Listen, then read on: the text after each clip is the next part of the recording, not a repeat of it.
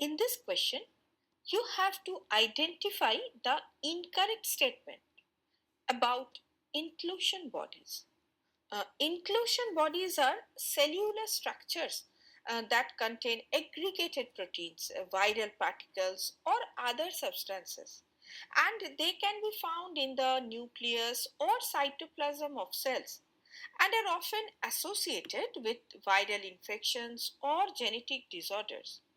And in human beings, inclusion bodies can be intracellular or extracellular abnormalities that are specific to certain diseases.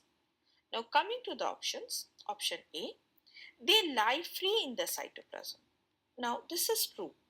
Inclusion bodies are freely floating within the cytoplasm of prokaryotic and some eukaryotic cells. Hence, incorrect option.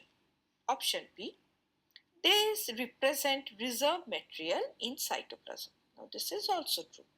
Inclusion bodies often store reserve materials such as glycogen, phosphate, or even sulfur that the cell use when needed. Hence, this is incorrect option. Option C, they are not bound by any membrane. This is also true. Inclusion bodies are not surrounded by a membrane, such like the organelles, such as the nucleus or the mitochondria. Hence, this is incorrect option. Option D, these are involved in ingestion of food particles. Now, this is wrong. Inclusion bodies are not involved in ingestion of food particles. Their primary role is the storage of materials and not the digestion or ingestion of substances. Hence, this is the correct option.